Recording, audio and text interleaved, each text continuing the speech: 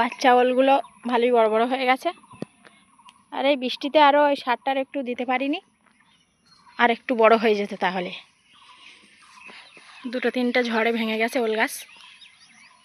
এখন এই পিলির বেঁধে এতে আবার সার দিয়ে দেবে।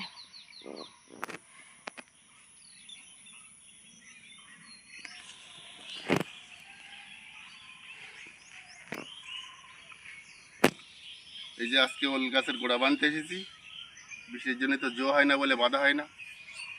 আজকে বাঁধা হবে। আবার এইসব দুটো করে গাছ এসেছে, কালকে আবার কেটে নিয়ে যাব, একটা করে কেটে দেবো, একটা থাকবে।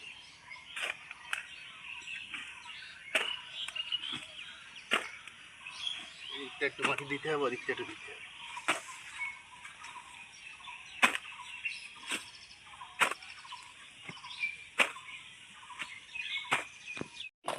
ভালোই ওলের চারা বার হয়েছে। ওই ওই জায়গাটায় তো পুরো ঝাঁক বেঁধে বার হয়েছে। ওই যে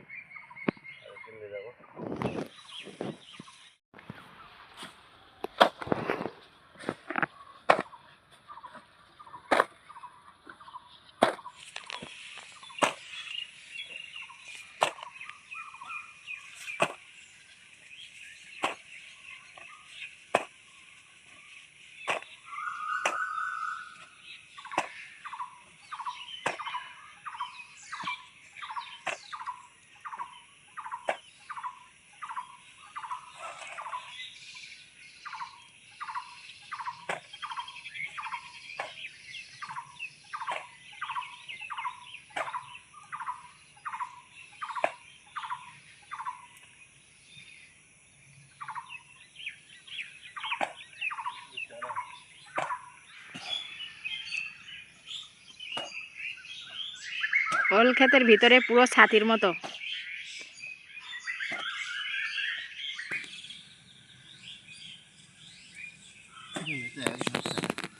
ওই জায়গাটায় এক ঝাঁক চারা হয়েছে। কচু বসিয়েছিলাম, আপনাদের তো দেখানো হয়নি। কত বড় বড় গাছ হয়ে গেছে। আবার কচুরও পিলি দিতে হবে। কচুর বকগুলো আবার কাটতে হবে।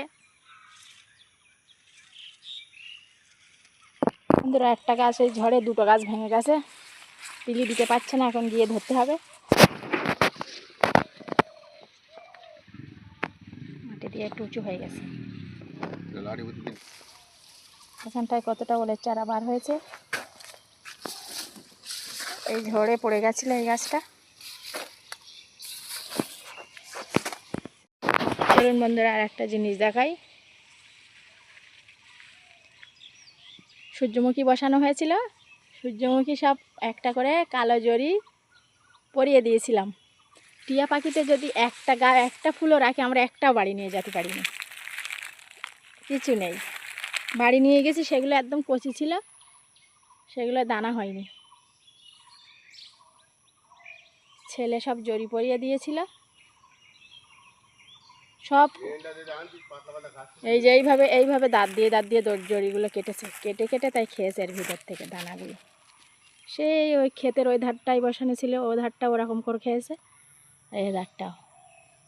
গাছগুলো কেটে দেওয়া হয়নি, এখন কেটে দিতে হবে।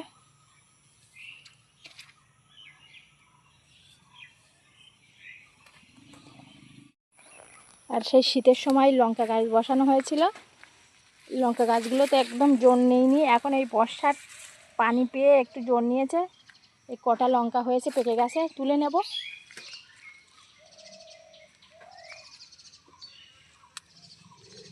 একদম লাল লাল হয়ে গেছে।